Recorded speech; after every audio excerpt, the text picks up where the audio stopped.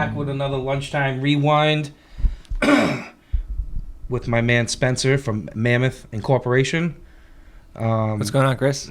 Nothing much, man. Having a great day. Nice. Was able to kick it with you in the green room prior, so yes, I got my mind right. Yes, focused. Yeah, we hit over by the fence over there. Hey, sometimes you gotta duck. Yeah. And dive. Yeah, with all this Corona shit going on. Yeah, you gotta do what you gotta do. Yeah. So we got our mind right. Yesterday, I had the privilege. You guys let us in for a great tour. Yeah, thanks Mammoth, for coming. Which was killer. Totally appreciate it.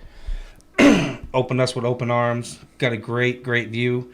Really looking forward to showing the public what you got going on. The cuts I saw that Jesse threw up look great already. Yeah, Jesse's the man. Big ups to Jesse and his Blackstone video group. Is that right, Jesse? Blackstone Video Group. All right, at Blackstone Video Group. But you know what? I don't want to waste anybody's time. I want to jump right in, and you know what? I want to learn a little bit about Spencer, how you got into the business. Yep. Maybe like a little bit of hard knock life in the business. Yep. And we'll just riff and see what's good, man. Sounds good. So native Rhode Islander? Yeah, I'm from Rhode Island. Yep. Sweet. Went to I don't remember where I went. I think I went to like Wise Owl, like the pre-K. Yeah. And then I went to like West Bay Christian Academy for a while, and then I went to Our Lady of Mercy, then Hendricken, and big ups to Hendricken, man. Yeah, big ups to the Hawks. Yep. Hendricken Hogs. I'm a Hendricken alumni, bro. Hendricken Hogs. That's yep. what's up.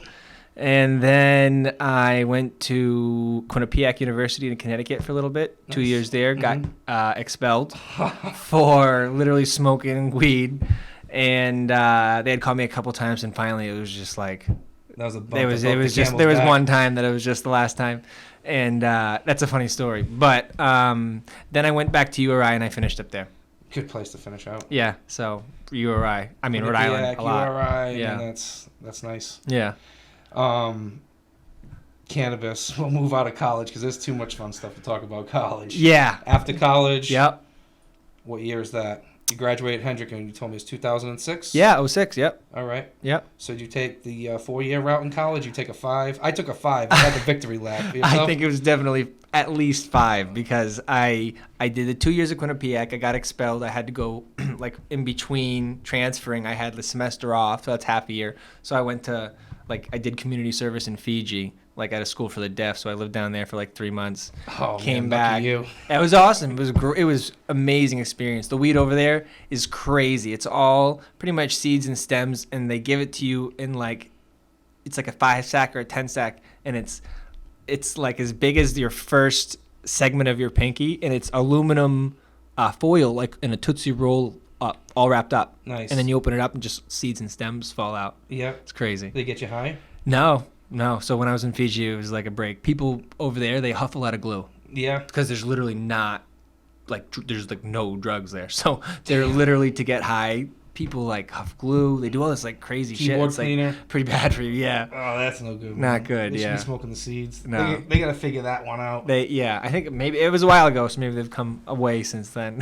Hopefully. So you took your journey there. Yep. Fiji, came back to Rhode Island. Back to Rhode Island. Finished up at URI, and then I changed degrees a couple different times. I was gonna get a master's in marriage and family therapy, so I was in a 2-year program.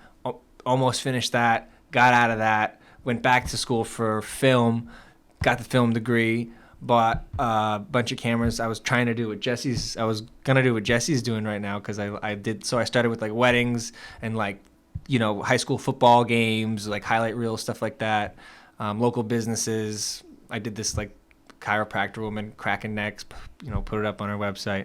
And then that's when my friend at that point reached out to me and was like, he was living in New York. He was my best friend at the time, and he had been in New York for about 5 years for classical guitar. And he was like, I want to move back to Rhode Island. My mom can be our first patient. She has Lyme disease. And, I got $3,000 saved up. I'll throw it all in. I was like, I have nothing. He's like, it's fine. I'll throw it all in. But we just need to grow the first couple plants at your place because he was in a small apartment in New York, and we needed to save up some money so we could get an apartment together when he moved back. Mm-hmm. So he did it. He got the 3,000. At first I said no. He had to talk me into it because I was happy doing the film stuff. But I've smoked weed like my whole life, so I just almost thought, I thought about it for a while, and I was like, I should just try it. I don't have to say no to film now, and I can take this.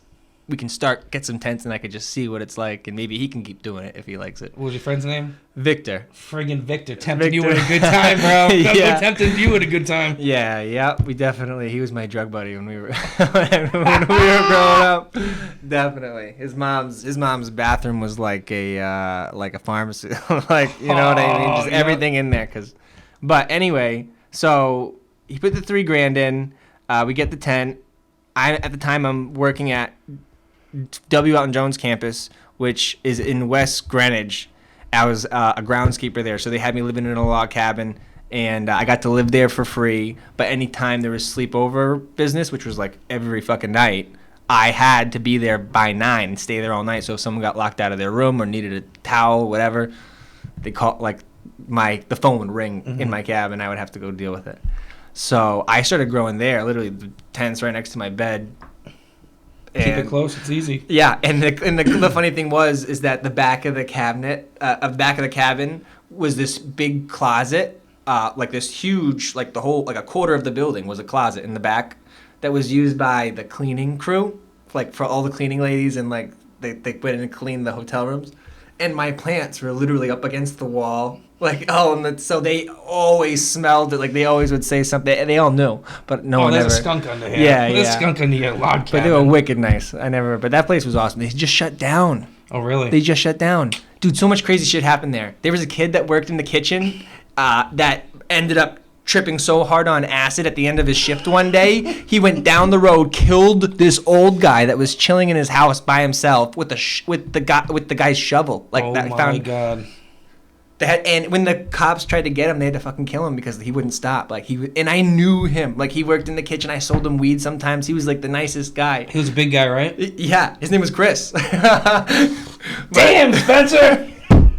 But it's just crazy. So life is crazy. But anyway, so I started growing there.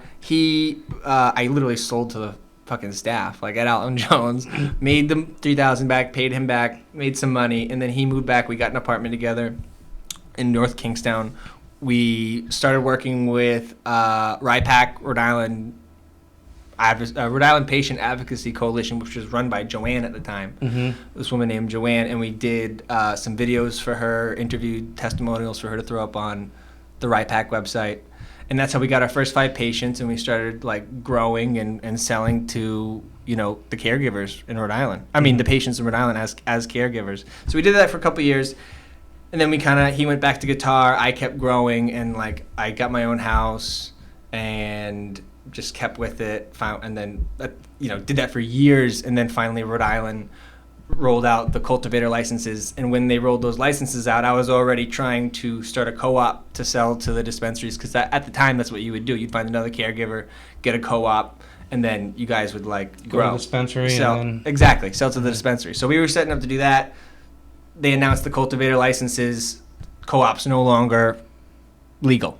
So we had to change around everything we were doing and, go for the cultivator license. But that's kind of how it all happened. So that's how Mammoth was formed? Yeah. Now Mammoth is formed. You're incorporated. Boom, everybody's charging ahead. What's up with, like, funding, talking to investors, like that road? How was that road for you? Luckily, our first, like now, or when we started in getting the money? Like at the very beginning, because you're new, you're first mover in the market. I mean, Rhode Island's a pretty mature medical market. Yeah. It rolled out a little bit later. Yeah. But people in Rhode Island have always pretty much known what time it is. Yeah. So, even I've sat with investors, cannabis-wise, and sometimes there's always a trial and tribulation, or an investor that just is taking the meeting for information or crazy shit. So I ask that everybody we sit down with small business owner. Sometimes we have great stories. If not, if you had somebody you had right away. Oh, so for us, it was I got very lucky. I think at some point, if you can start with friends and family, you start with friends and family. And our first. That's what I did in the financial services business when I was in the finances. That's where they tell you to stop. Yeah, you gotta. And you know what? If the answer is no to that answer for you, then you go down another path. And it doesn't mean that you can't do it. It just means it's going to look different getting that money for Yep. you, you know. So for me, my dad's best friend, I consider him an uncle, but he's not like blood my uncle. But him and my dad were, by the way, I sound a little different on like something changed and it might be because I'm talking. I moved this. My bad. All right. We're still getting Yeah, we're still there. We're live action. Live action. Yep. Take. Oh, my Uncle Fred. Yep. So he's not really my uncle, but he's my dad's best friend. They grew up together. They're both from Coventry, Rhode Island. So he was actually the first investor. Oh, and he helped out a ton because he put in, he set the value of the company. So the first time someone invests in your company, if they're a big investor and they put a chunk of change in, they set the example for what all the other investors that come in after are going to have to pay and how much equity they're going to get out of it. So it almost determines to some level what your company's been valued at in some way. I don't know much about this. You're right on the target. So he gave us our first chunk was like $350,000 from him, and he took like 7.5% for that. So that set it up so pretty much that everyone who put in $50,000 got a point of the company.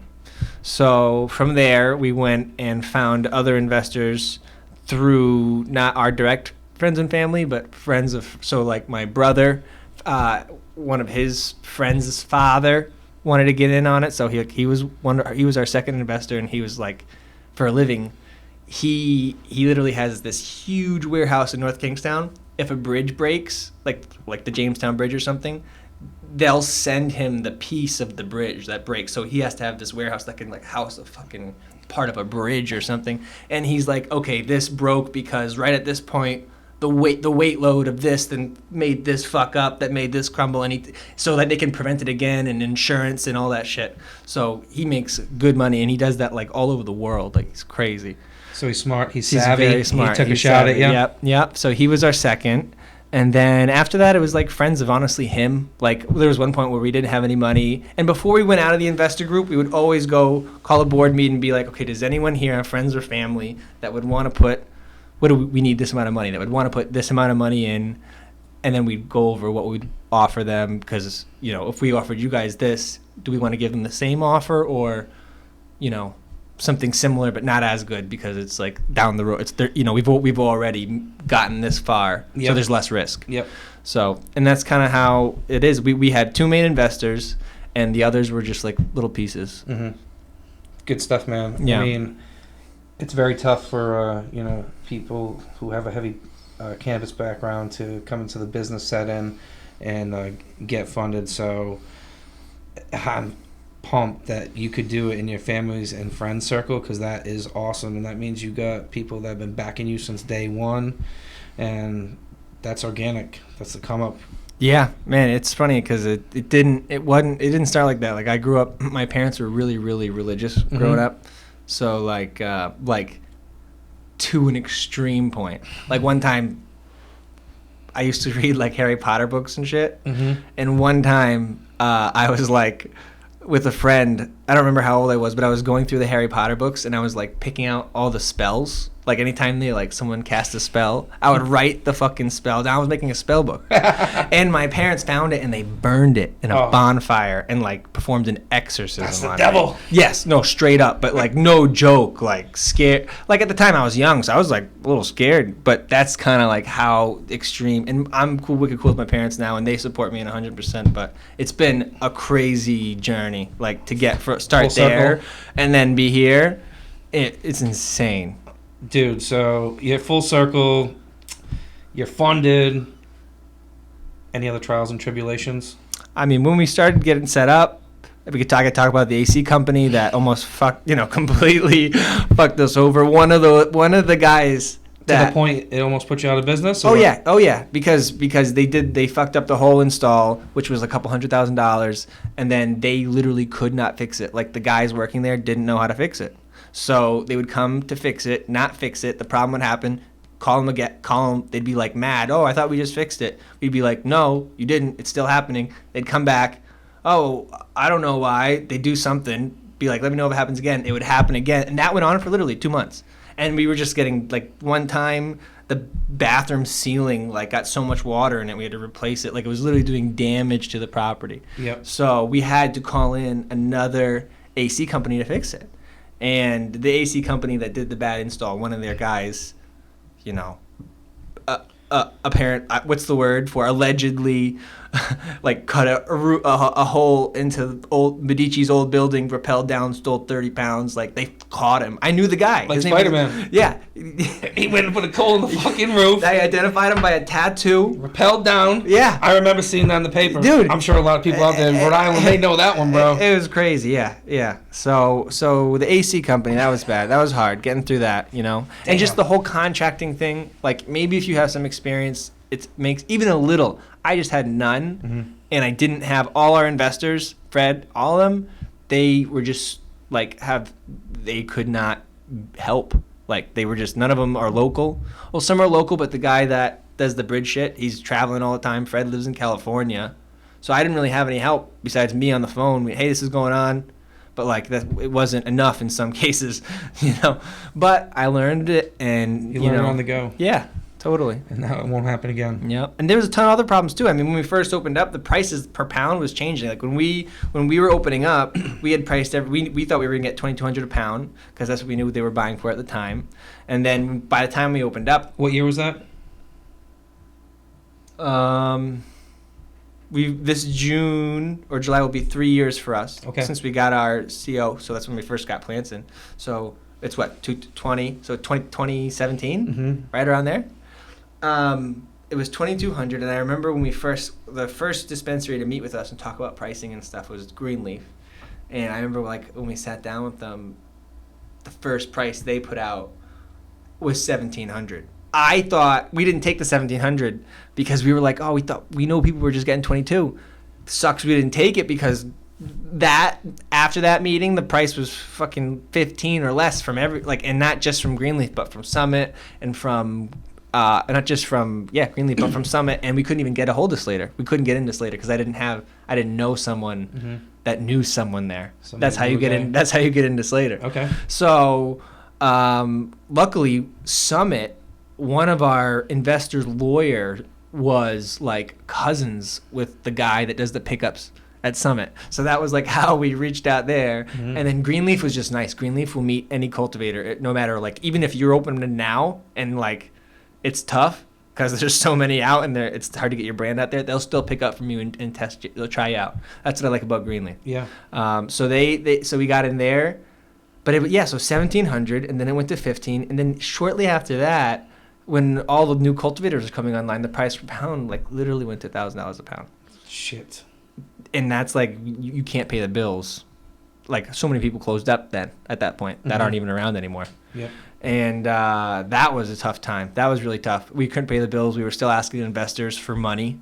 Like, a year in, they're like, you guys can't cover your own operating costs. Like, not good. Yeah. So, but you know, it started. There was a point when it started to change. I think it had something to do with the California There was a point where Rhode Island started accepting out-of-state medical cards, and then everyone started getting their California card because you could just, like, call this number or like a website and you put a doctor would call you, ask you a couple questions, you get it emailed to you that you could use immediately. They'd scan it, and then you'd get a hard copy mailed to your house 2 weeks later or less. Yeah. So it was so easy.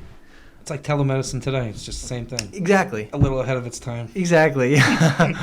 So that boosted sales. Yep. And that helped us. Mm-hmm. And then just like the quality and the brand and it, you know, people liking it and asking for it. And we did a marketing deal with the pharmacist, and he had a bus, and we would do bus rides to the dispensaries, and like I would jump. That's a so fun many bus, things. man. Yeah. He just got it out. I can't wait to see what the finished product is looking like. Yeah. Big ups to Jordan. Yeah, big ups to Jordan and the Cultivators Cup he threw. That was huge. That was so big for not just for us, but for all the cultivators and the whole community. It's such a shame that, you know, he's not here doing that anymore. Well, good thing, man. He just re-upped in Massachusetts, and he's recovering from a little dirt biking incident that he had. But I saw him the other day. He's doing good. He's on the road to recovery. Yeah.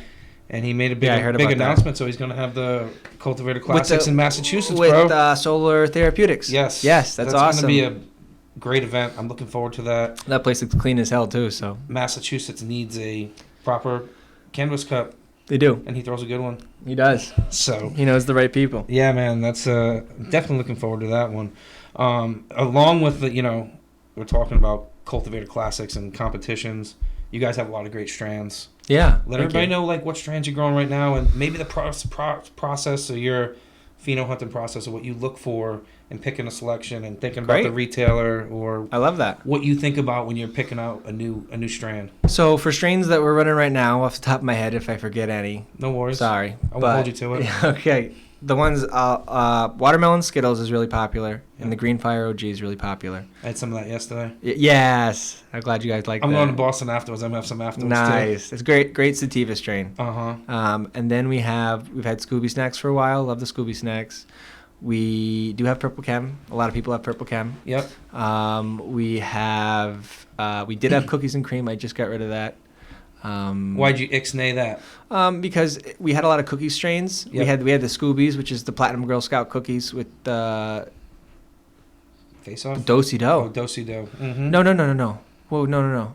Platinum Girl Scout cookies crossed with Face Off. OG. Yep. You're right. Yeah. There you go. Yeah. Because Which is Do-si-do too. Do-si-do is Face Off with regular Girl Scout cookies. Mhm. The Scoobies Platinum Girl Scout cookies with the Do-si-do. Nice. Then we have.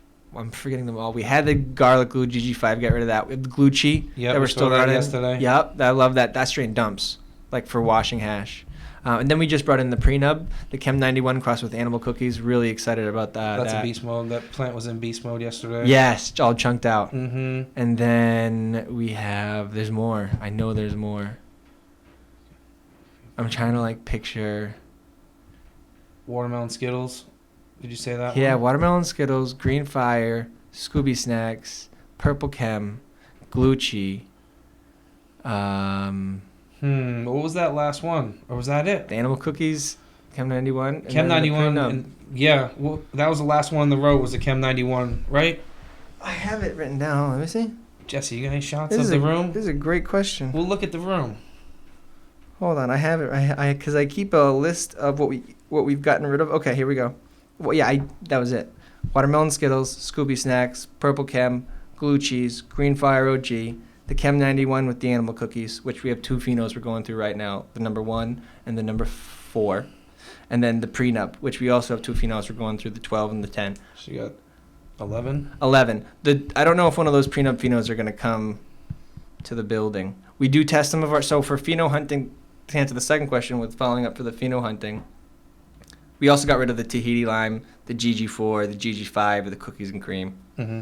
And the reason we got rid of those is because they either didn't wash well, or they didn't yield well, or they weren't potent enough.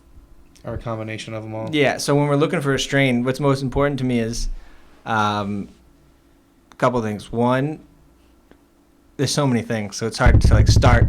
Yeah. One. Does the plant stretch? Mm-hmm. Is it a short bush, or is it like nice and lanky with good node spacing? That's the first thing I'm looking for. I'm always going to try to pick a plant. If I'm pheno hunting, I'm going to pay attention first to those ones that have nice plant structure, good node spacing. The next thing I look for is the bud size. Like, how does the yield look? And then I'll go and I'll smell that bud. How does it smell while it's growing? That's pretty much the most you can do while you're washing the plant. Bud structure, how does it smell? Do the buds look dense? Mm-hmm. And how does like the node spacing and how stretchy, like lanky is that plant? Does it get tall, or does it stay low and bushy? Yeah. And then after you chop it, then it's how potent is this? What's the smoke like? What's the flavor like? Mm-hmm. Does it taste like it smells? And am I getting a good feeling, a nice strong feeling I like from it? Yep. And then after that, it's how does this strain dump? When I wash this strain, Yeah. can I get a bunch of hash out of it? Because a lot of times you'll find strains that the buds are garlic glue. I didn't really like that plant was kind of low and bushy, too low and bushy. Mm-hmm. The branches were kind of wide, so they would like bash in, like the branches would Into grow the other right out. plants. Exactly. So if you're trying to like get a bunch of plants together in a table, they kind of fight against each other. That's why I like the ones that grow a little stretchier and lankier. Yep. Because you can like put them together and they're all like bundles of hay. They're all like They fit like your corn. system perfect. Yeah, they just all even. So then, the garlic glue, it just didn't wash really good. So we got rid of it. The flour was awesome. Loved it. Like, it tasted great. Good high. Just didn't wash well. So for me, not washing well and the being a little low bushy plant, that was just it. I really want ones that don't do that. Do you care if it's a tough clip or an easy clip? Or like how many leaves are on it? Yeah, like if it has a high calyx to leaf ratio and it's like a dream to trim. Like a couple leaves here and there, you know what I mean? That's definitely something I look at too. That's another thing you can look at while it's growing before you chop it. But I look at that's like the last thing. Like if it fits all the other factors, check. You got to trim the leaves off those guys. Like they got to trim the leaves off because it's worth it. Yeah, man. And for what you're doing with those leaves, that's important. I will say a lot of leafy strains normally don't wash well. I've noticed like any strain that has like a ton of leaves on it. Yep. It normally is like it's like really greasy and and the trichomes aren't as like sandy. Like the heads don't like snap off. Yep. They like wash out into the water. You can almost see it looks like an oil spill like in the water. Mm-hmm. That's cool, man. That's a little nice for the general public that's gonna be watching that. Yeah. Little pro tip right there. Thank you. I I think we're getting a lot of good stuff in here. Am I talking too much? No, I feel like man. I'm going crazy. I feel like I'm at a therapy session. I'm like unloading everything like right now. It's just all like coming out. Dude, you have and with that in mind, a couple last questions, like advice for anybody that wants to get into cannabis professionally, patient-wise. They think it's easy. What do you tell these people? Man, I mean, first of all, you got to find out like what you like to do, right? It's too general to be like, I like weed, so I want to be in the weed business. A lot of people out there like that. A lot that. of people like that. That's too vague. Yep. You got to be a little more practical and specific about it. So it's like, I like, do you like to grow? Do you like to, do you like the plant part? Do you like the hash concentrates part? Do you like... I mean, there's a retail end of it too. Do you want to be, behind a counter talking to the, doing the customer service part? Yep. So you really got to figure out which area you want to be in, and then like before you try to get it, like if you got a good opportunity to go for a job and like you don't need a lot of experience, you can go for it, and like do it, like definitely do it. But I think it's definitely gonna be show the employer and like you, if you really like it, if you just kind of take some of those steps first on your own. Like, do you like washing? If you want to get washing, find a friend that grows, or get access to like buy some bags, save up $1,000, get some basic washing equipment, and go wash like a couple times. Like go figure it out. Gets in like smoke, start. It just shows it. One, some people think they want to do something, and then they're like, oh wait, it's work like this. Oh, I gotta show up every day. Yeah. And that's fine because look like that on the fucking internet. Maybe something else is good for you, because if you feel like that's work, then that's not what you should be doing. Because like if you love doing customer service, those people, like, they're working, but they're having fun. It doesn't really feel like, oh, I gotta fucking do this. It's not work like that. So I would say get a little specific and make sure you like it by trying it, and that also shows like the person you would want to like ask a job from, that you've done a little something. Like it makes you look good. And be fucking proactive. Yes, that's it. You're gonna start on the ground floor. That's it. You're Proactive. You're gonna do the tough shit. Yeah, we've all done it. 100%. You gotta be able to do everything. So I'm sure people come in and they want a job. You're gonna start probably in the trim room, right? Earn your stripes, move up. So for us, it's like we've had a lot of people come and say, "Are you looking for a job?" And it's like,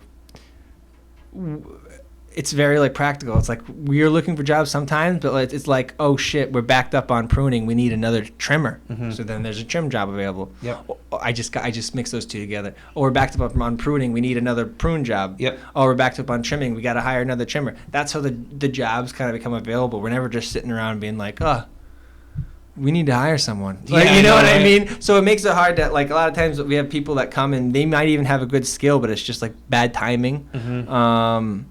But you know, for right now, it's like we don't have a lot of money. Yep. Like we're trying to do an expansion on the back of the building. So, and I didn't even take any money. Like we've been open for 3 years. I didn't take a penny for like the first 2 years where we were open. Yep. So I just started taking money on the books like this year. So I couldn't even. I can't even right now.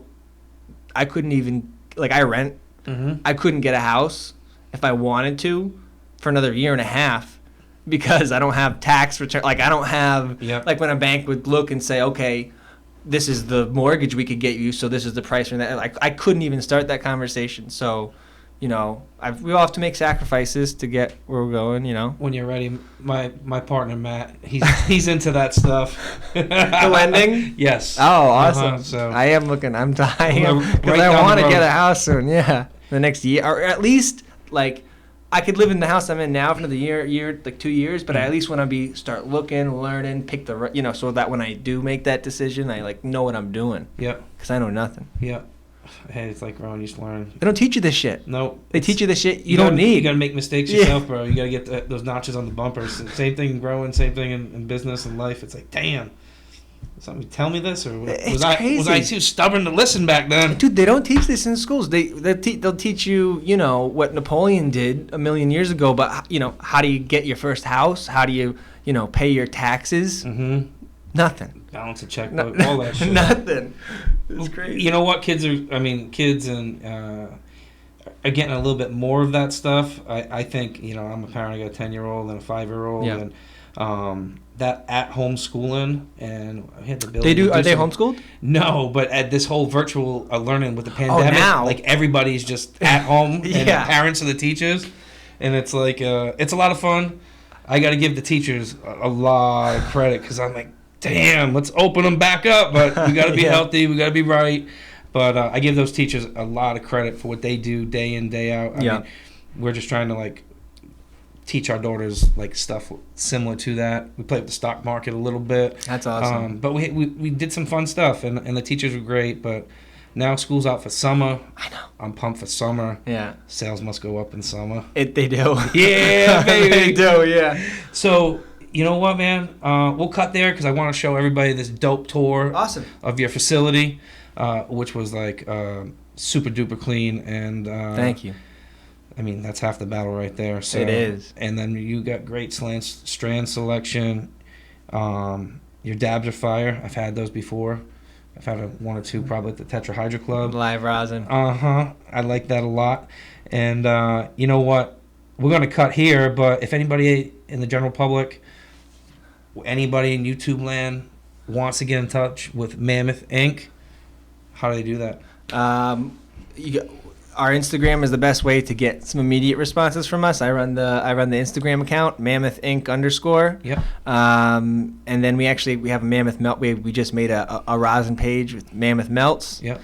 And then very soon I'm really excited about a website we have coming out, which is going to let you log in, like create like a username, and we'll have VIP drops for like flour, rosin, and you'll also be able to get like a glimpse of our bloom room, see what, like, so we have 8 bloom systems that we chop once a week and rotate through there. You'll be able to see what's in the bloom room at any time, what's up trimming, up curing, what's getting trimmed to be ready to sold to a dispensary, what's getting turned into rosin. So you'll have like a really good idea of like what's coming up soon and what's going to be out and what's out now, like at the dispensary. So you'll be able to use the website as, you know, a tool to contact us and like just know what we have coming up. Did you have any recent drops, July 4th drops you want to tell people about, or even the week after the July 4th? Like what's hitting the streets from Mammoth?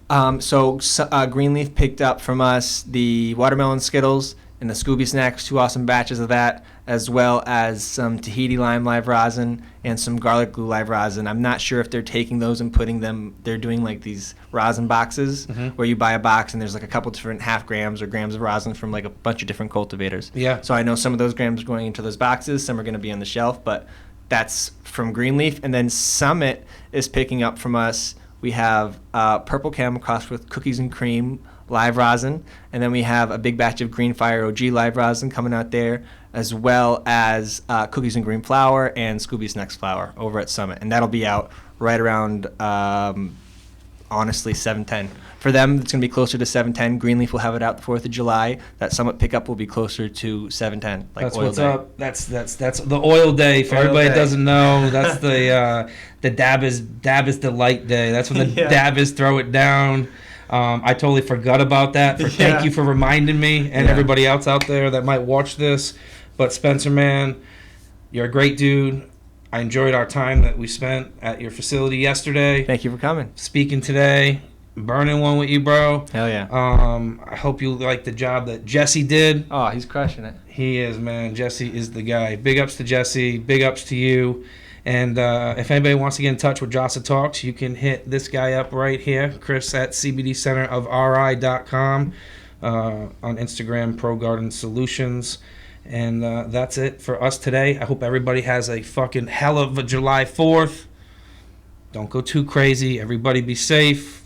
Got to make it, for July 5th. We got to go back to work on July 5th. So You got to be alive for July 5th. I'm going to be kicking at the beach, bro. I wish the best to you. Thanks and for yours. having me on, man. Same to you. It was awesome meeting your girlfriend. She does a hell of a job. Weed queen. Dude, washing the hash, that's hard work, man. Yeah, it is. People haven't done that. They don't know what's up rowing it like that forever. That's Sweating. workout, baby. Like, oof, that's a farm fit. It is. We call that Yeah, the farm fit. pit. I'll let her know. But, dude, super fun. Appreciate it. We're going to do this again. Yeah. We have some new stuff coming out. I hope we can get it out faster and meet the market with a little velocity. But it's summertime, baby. Time to make it rain. Sounds good. Later, man. Take care. Peace. We're visiting Mammoth Incorporated, and we're out of cut that. We're actually going to be touring Mammoth Inc., kick-ass cultivators in Rhode Island. Today we have Spencer, CEO. We got the lockers. We got some cubbies for scrubs. Are these special scrubs? Like, So we get these from Cintas. Every time they're cleaned, they get vacuum sealed, folded, and then delivered to us in like bundles. So every time we're like coming into work and putting our uniform on, we're ripping open a fresh bag. Cleanliness is next to godliness in these grow rooms, right? That's right. We got a little shower. There's a bidet in there. nice. That is a first for me. So this is for if anyone rings the doorbell. When it rings, it'll show up and you can talk to them, let them in or whatnot. So if you're working and no one's in the front, I like still let them in. We The only one people of those. hanging outside if it's pouring rain. Yes, exactly, which happens all the time. Yeah.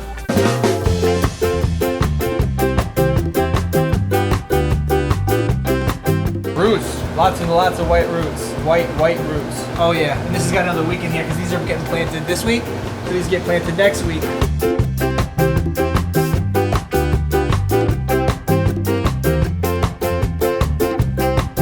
There's a fan in the back built into the cloner. If you let, there's like a fan sucking the air, it moves cool air under the pump.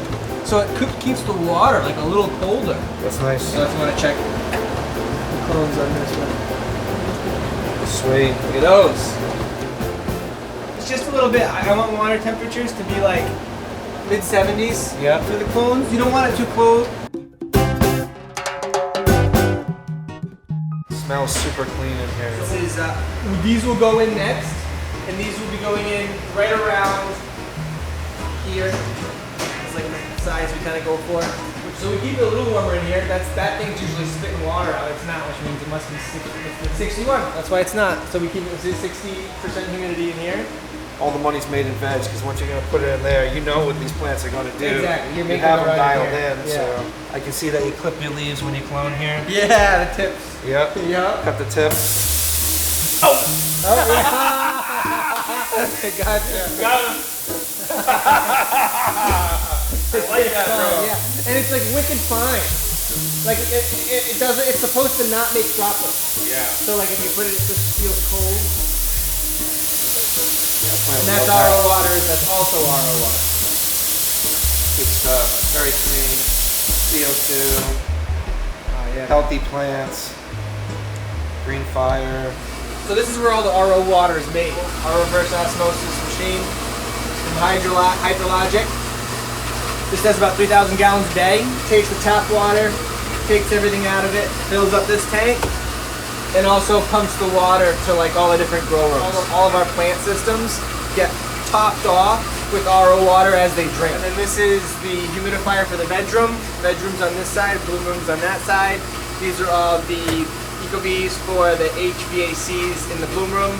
In the veg, we just have mini splits up there right now. The bloom room's pretty big. It's split into 6 zones. Gotcha. Which you'll see right now. So we do a perpetual bloom room, which means we're constantly harvesting and then planting in the same bloom room. We don't harvest the whole room and then fill it all back up at one time. So you always get something going on here. Every week. Every day. Every week. There's clones we're taking. There's a moving into veg, moving into bloom, and a harvest every week. Love it. So right behind us is the bloom room. Do it. We open it up. We And everything's blooming, baby. everything is blooming. Every system is a different strain. So right here, this is what we're chopping. I think tomorrow. These are the green fire OGs. Sativa. That smells like some tardy fire, baby. Tart, Some right? sticky. Yes, tart. So all of our strains, we run at 9 weeks. That's one of the qualifications for one of the strands to hit your room's got to be a 9-weeker. Yeah, because we do the perpetual. Got to fall in line. You got a 10-weeker in there, then it makes one set of plants in the bedroom. Veg a week longer, and then they get too big. And Yeah. Consistency is key. Yeah. Consistency equals longevity. Yes. Doing a great job up here. I get a little grape in there, like a little bit of grape. And I know this is gonna wash well because so when you touch the trichromes and you're like, seeing how sticky it is? Yeah. If you put your fingers together really, really softly, it'll feel like grains of sand. And trichome has, it's like a stalk and then a ball on top, and you're trying to snap the balls off the stalks. Yeah. So if you can touch that strain, and you can already feel the head snapping off just in the room temperature from like doing like this. Yeah. I know that strain's gonna go. And there's like a high calyx to leaf ratio, so Yeah. apparently it looks pretty relatively nice to trim. Yes. Yeah. And I can definitely smell the haziness, like Yes. lemonine terp. I think it's coming out hard there. Definitely Jack for sure. And these undercurrent buckets, those are 14 gallons? 13. 13 gallons, These are 13 okay. gallons. Bigger roots, bigger fruits, right? Bigger roots, bigger fruits. So water just recirculates through the system from the back to the front. You got air stones in every bucket. This is the RO top off, like to the float valve, so there's blue line coming down. Yep. As the plants drink, the water level in the bucket will go down. The float valve will top it off with the RO water, because as the water goes and the float level drops, it opens up like the line. Yep. It tops it off. These tell you the pH, the parts per million, and the water temperature. As the plants eat and it's topped off with fresh water, this 840 number will go down because RO water is 0. Yeah. So if this is 840 and 0 water is being added in, it's going to dilute it down to like 700 after a couple days of eating. Yeah. And then I'll feed it back up to maybe 900, and I'll keep it coming back up so it'll get hungry, feed, and then that's kind of how we feed the plants. Nice. So I see the chiller here. The water Yeah. temperature must be important for the plants. Your biggest fear with a recirculating hydroponic system is that you get bacteria, because then you can get root rot, pythium, and it'll spread to every single plant in Lickety a split, day. huh? Yeah. So do you have an alarm on this to your phone or something like that? Or the air temperature, Yeah. anything like that. Or even if like it knows the light cycle, so if the lights are on at night, Yep. because the timer is going off, it'll tell me, hey, lights are supposed to be off. What time do your lights kick on in here? 7. On at 7, off at 7. So that's like the work hours. It's depending on daylight savings time, 7 or 8. Gotcha. Yeah.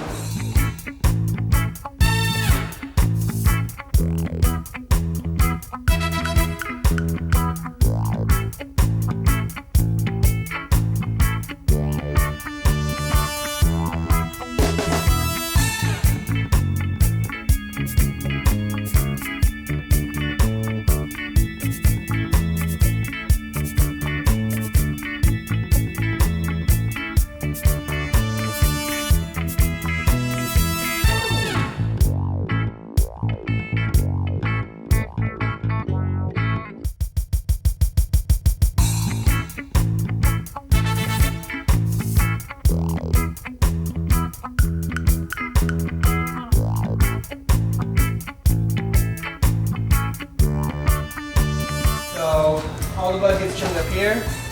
Let me show you. It gets hung up in here first. So we chop it downstairs and then it comes into here. We hang them for about 2 weeks in here at about 55 to 60% humidity. Like 62, a little cool.